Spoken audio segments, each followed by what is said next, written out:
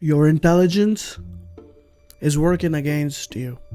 So is all that leadership advice you've been consuming. And here's why. The new leader collect advices like Pokemon cards. Be more empathetic. Set clear expectation. Lead by example. Give frequent feedback. Be authentic but professional. Listen more, talk less. You read the books, you watch the videos, you take notes, and then you get into an actual conversation with your team members, and your brain freezes. You are trying to remember all 47 pieces of advices simultaneously. Should I be empathetic or set expectation? Or wait, am I listening actively enough? Or am I being too soft or too harsh? You overthink. You you start to sound like robotic. The conversation feels very forced. Here is what's actually happening. The main problem isn't that your advice is wrong. The advice is great. Be empathetic. Well, absolutely. Give clear feedback. Yeah, that's you being critical, right? The problem is that you are trying to remember everything instead of following just one system. Let me give you an example. You are in one-on-one, okay? Your team member seems off. The advice collector approach is like, okay, I should be empathetic, ask open-ended questions, and like kind of use active listening, right? Validate their feeling, but also maintain authority and make sure we cover the agenda item. Oh, so many things, right? You are so busy trying to execute all the advice that you miss what they are actually telling you. Now, the system approach is like this. You follow the PARE framework. Pause, count to 3, acknowledge. So the content and emotion basically. Reflect is basically you're summarizing it back, and then explore. Ask what's beneath the surface. Every conversation, just those 4 steps. This one system beats 47 or 48 different tips you are getting every single day. Now let me give you an insight why this system wins. Reason number 1 is cognitive load. Your brain can only hold 4 to 7 things in working memory at once. So when you are trying to remember dozens of leadership principles, you exceed your brain's capacity. A system, a 4-step system fits in your working memory. You can actually execute it under pressure. Reason number 2, consistency. With advice, every conversation is different, right? You are winging it based on whys and what you remember in the moment. Now with the system approach, you followed the same framework every time. And you guys know already, consistency build trust faster than brilliance. Your team learns what to expect from you. That predictability in mind is what creates psychological safety for you and for them. Now reason number 3, which is improvement. When you follow a system, you can actually diagnose what's working and what's not. So the PARE system worked great, but just take an example of me. I'm struggling with the explore step still. Now you know exactly where to improve. Like I know that I need to work more on the explore part of PARE. With the random advice, you have no idea why some conversations go well and the other crashes. So here's what you do instead. Step number 1, stop collecting more advices. You already know enough. The problem isn't lack of information. Step number 2, pick one system for each fundamental skill. You need exactly 3 systems to start. One for listening, which is the PARE framework. Pause, acknowledge, reflect, explore. And then you need the second one that you need is basically for feedback, the SBIF framework. Okay, like for situation, behavior, impact, future. And the last one is for delegation. Basically it's like a delegation metric. You teach, trust, or do it yourself decision tree. That's it. That's it. Only 3 systems. Master those, and you'll be better than 90% of leaders who are still trying to just be more empathetic. Practice the system until it's automatic. Don't jump to a new system every week. Pick one, use it for 30 days, every single conversation. At first, it is gonna feel very mechanical, but that's okay. After 20 to 30 reps, it becomes natural. After 50 reps, it's automatic. That's when you become a great leader. When the system runs in the background and you can focus on person in front of you, that is when you become a leader. You watch a motivational video. You feel a surge of energy. You think this is it. This is the day everything changes.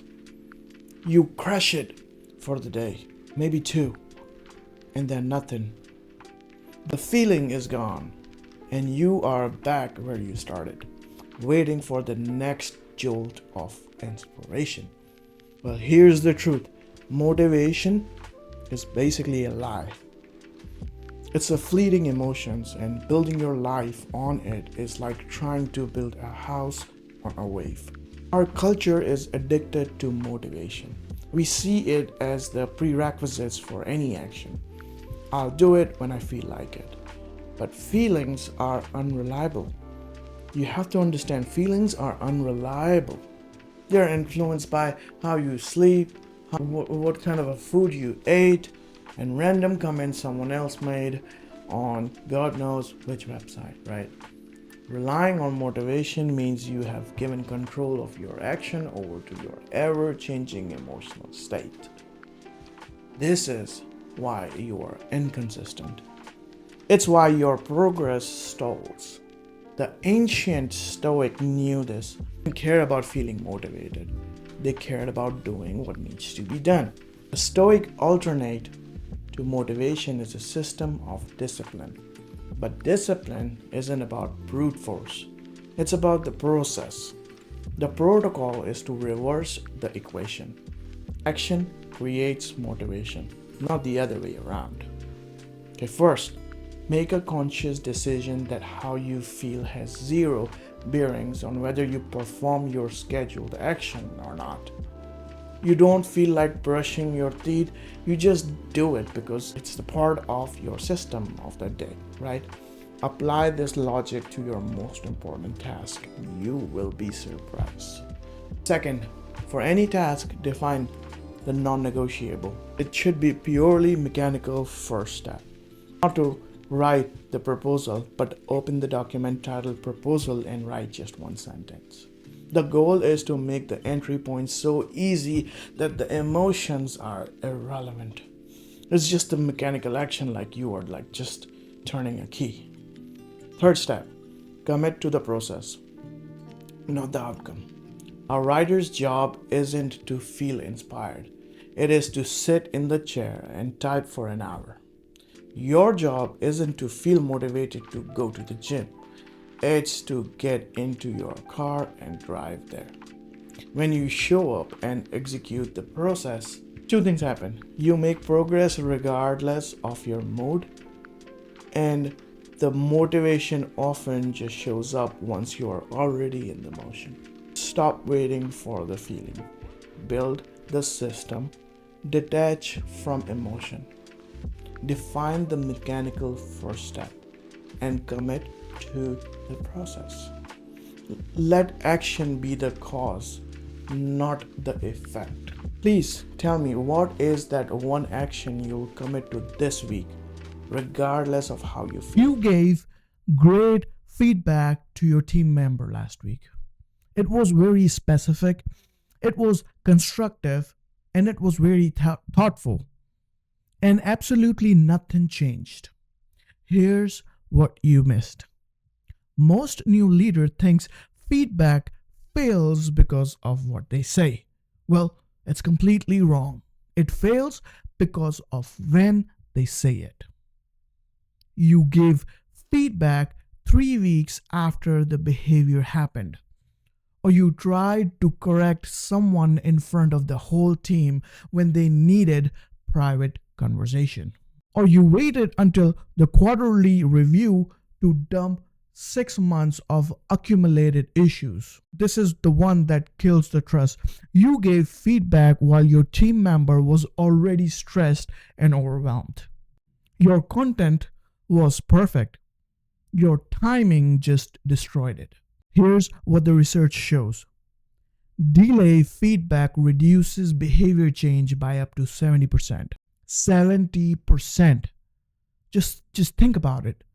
You could give mediocre feedback at the right time and get better results than brilliant feedback delivered 3 weeks late. Why? Because when you wait, three things happen. One, the person has already moved on mentally. They have forgotten the context. That moment is gone. Number two, they started wondering, if this was such a big deal, why didn't you tell me sooner? Now you've got a trust problem on top of the performance problem with the same person.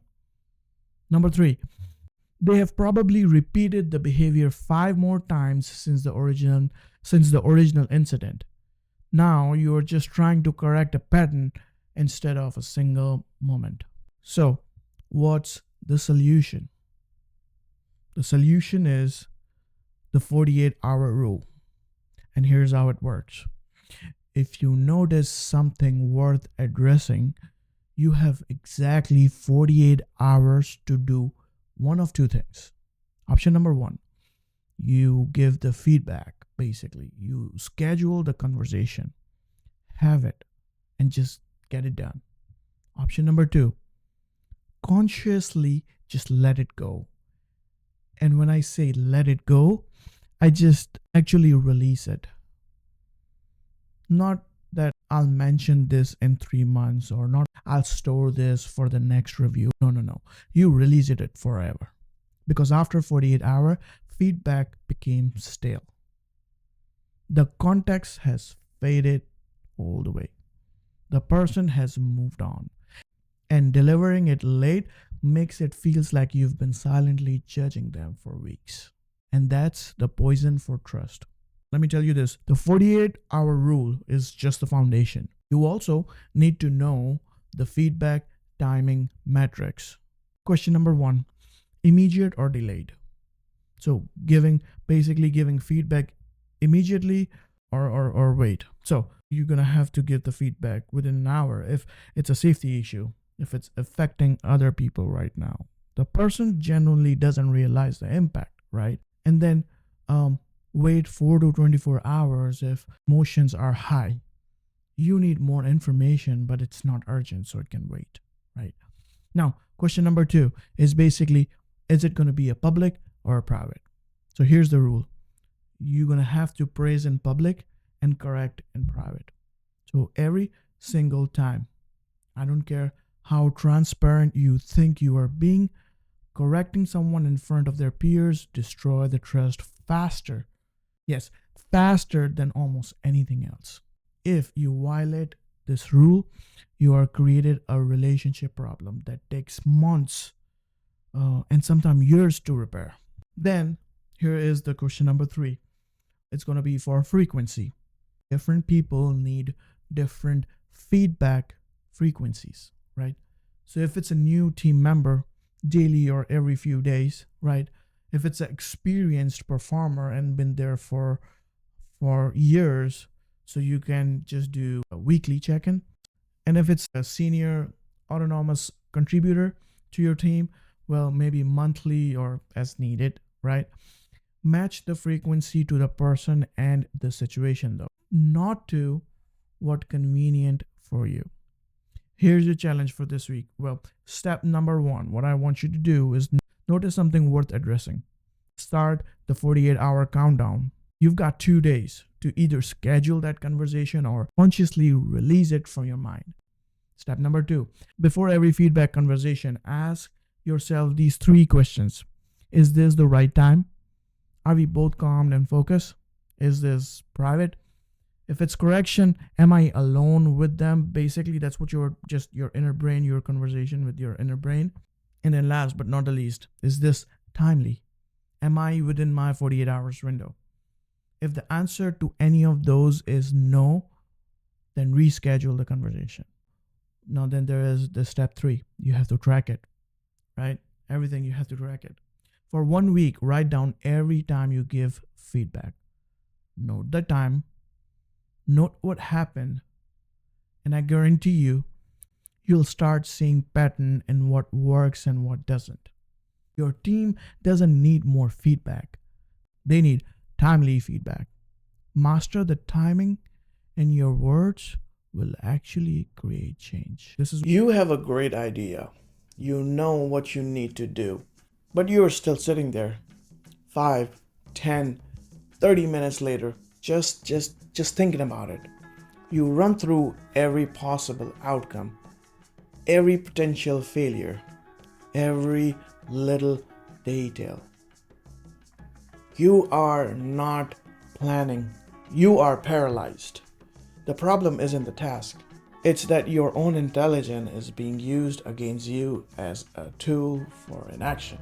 This is called analysis paralysis. It's the trap of modern productivity. We are told to think before we act.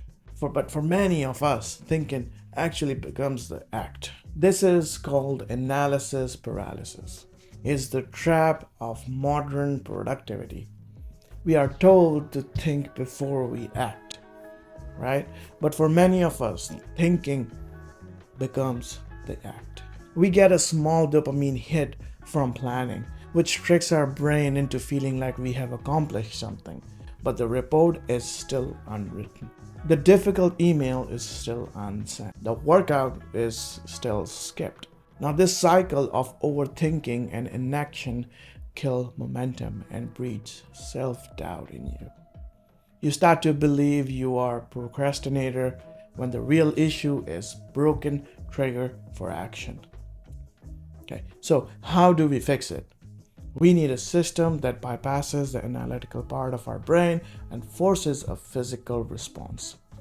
Now, this is 3-second rule protocol. This is incredibly simple. Okay, step 1, identify the first action. Okay, so first, identify the absolute smallest physical first step of that task. Not like I'm gonna write the report. It should be like, hey, just open the laptop. It's not gonna be like, hey, I'm gonna create a new document. No. Just like, okay, I'm just gonna open the laptop and type something, some one sentence, right? It's not like, hey, I'm gonna go to gym. No, it's like the first step should be like, hey, I'm gonna put Jim's shoes today. Make it so small that it feels ridiculous not to do it. Okay. Second, the 3, 2, 1 countdown. The moment you feel yourself starting to hesitate or overthink, you immediately start a countdown in your head. 3, 2, 1. Just don't think about the task, just focus on the number. And then here comes the step number 3, which is, I usually call it go physical moment, okay? When you hit 1, you must move. No more thinking. You physically get up, open the laptop, or put on your shoes. The countdown acts as a pattern interrupt. It short circuits the debate in your head. The physical movement creates a state change, right? So action is no longer a choice you deliberate on. It's a command you execute. So analysis paralysis is beaten by momentum, and momentum is started with a single non-negotiable physical action. Use this 3-second rule to build that initial spark you're missing. So it's January 1st. You decided you're going to meditate for 30 minutes every day. Read 50 pages and hit the gym for an hour. You do it for a week, maybe 2, then you miss one day, then another. By February, the plan is a distant memory. It sounds familiar, right?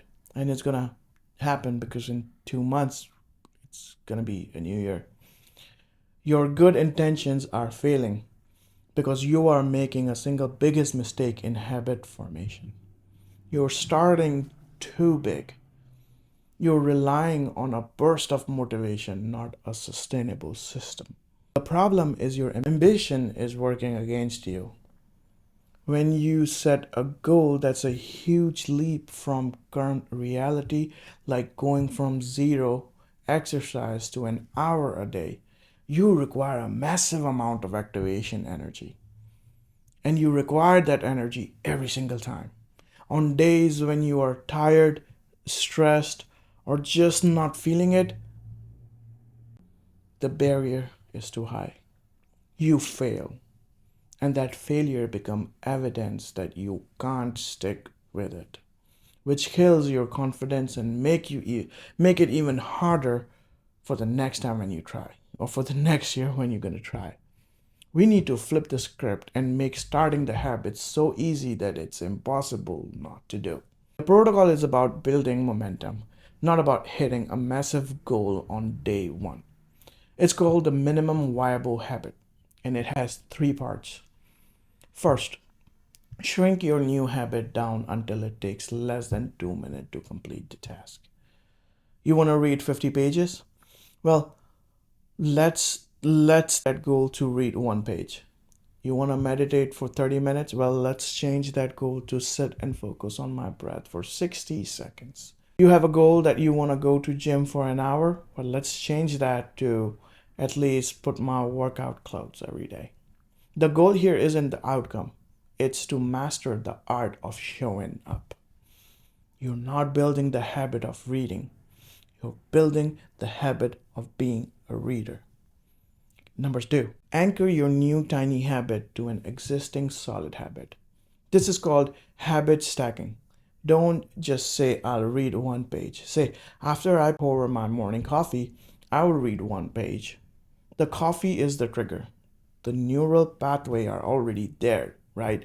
If you're drinking the coffee, it's your neural pathway is just there. You are just adding a new small step into an established routine. Number 3, accept that you are human. You will miss a day. The key is to have a rule, right? Never miss twice in a row. Missing one is an accident. Missing twice is the start of new negative habit. If you miss your one page of reading today, it's non-negotiable that you read one page tomorrow. Now this prevents a single slip up from derailing your entire system. Make it easy, okay? Link it to something you already do. And never let one failure become two. That's how you build habit that actually sticks. It's less glamorous and sounds more boring, but hey, it works. You gave your team clear instructions. You explained exactly what you needed to be done. And yet, the result you got back was completely wrong. You're frustrated. They are confused what went wrong. It's likely not their competency. It's your communication. You fell victim to the curse of knowledge, and you probably didn't even realize it was happening. But there's a one sentence rule that can fix, I think, most of the work. As a leader, you have a context that your team doesn't. You know the history, the bigger picture, the why behind the task. The curse of knowledge is the cognitive bias where we unconsciously just assume that others have background to understand what we are talking about. We give vague instructions like draft a report on a new project because we know what matters.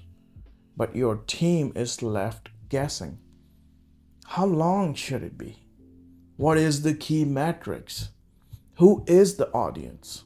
These questions and these problems actually lead to wasted time, rework, and a breakdown in trust. The fix is one sentence intent statement. You must be able to articulate in a single sentence that covers two critical things: the outcome and the constraint. The outcome is the definition of done. It's what success looks like. The constraint is the single most important boundary or focus point. It tells them what not to worry about. Now let's look at some examples. The vague order was basically look into the Q3 sales data. That's actually terrible. What does look into means? Now the better one should be, I need you to identify our top 3 performing products from the Q3 sales data so we can inform our marketing budget for Q4. You see, the outcome is identify the top 3 products. The constraint is for the Q4 marketing budget, which tells them to focus on revenue and growth potential, not on any other metrics. Let me give you another one. Please mock up the new homepage. You'll get 10 different versions of the mock-up that you don't want, right? So the better order would be create a simple wireframe for the new homepage that is really focused entirely on maximizing the email sign up. You see, the outcome is simple wire framework. The constraint is maximizing email signups. Now your designer knows exactly what the number 1 priority is. Now forcing yourself to create this one sentence statement clarifies your own thinking and eliminate any confusion for your team. It's the highest leverage communication tool a leader has. Outcome plus constraint, both in one sentence. Your email inbox, it's a constant source of anxiety. A never-ending to-do list that other people get to write. You have heard the advice, get to inbox 0. You try it, you spend hours cleaning it out, and you feel great, but that greatness only lasts for a day. Then flood comes back. Inbox 0 isn't a strategy, it's a temporary state, and chasing it is why you are constantly losing the battle against the emails. The myth of inbox 0 is that it treats email as a task to be completed. Well, it's not. It's a communication stream. Treating it like a beast you have to slay every day leads to constant context switching and reactive work. You spend your most productive hour responding to other people's priorities instead of focusing on your own. This isn't just inefficient, it is a direct threat to your ability to do deep, meaningful work. We don't need to defeat our inbox. We just need a system to manage the flow. Just forget the inbox 0. Adopt a triage protocol. This system is for managing and not eliminating. First, stop checking your email constantly. Turn off notification. Schedule 2 or 3 specific time per day to process your inbox. Let's say 9 a.m., 1 p.m., or 4 p.m. This puts you in control. You visited your inbox with purpose, not because a notification told you to see it. Second, when you are processing, apply the 2-minute rule. If you can read and respond to an email in under 2 minutes, do it immediately and archive it. Don't leave it sitting there. This clears out the quick, easy stuff instantly. For anything that takes longer than 2 minutes, you have 4 choices. 1. Delete or archive. You have to ask yourself, is it just an FYI or junk email? If it's like that, then just get rid of it. Number 2 is delegate. Can someone else handle this information, or can someone else handle the task? If yes, then forward it immediately. Number 3, defer. Does this require real work? Move it out of your inbox and into your actual task manager or calendar. Your inbox is not your to-do list. Schedule a time to work on it. And number 4, do later today. If it must be done today but takes more than 2 minutes, Let it sit in your inbox until your next scheduled check-in. The goal shouldn't be to have an empty inbox. It's an inbox where every item has been given a clear purpose. Batch processing, the 2-minute rule, and the 4 Ds. That's the protocol. It's a sustainable system for control, not a frantic sprint to have a zero inbox.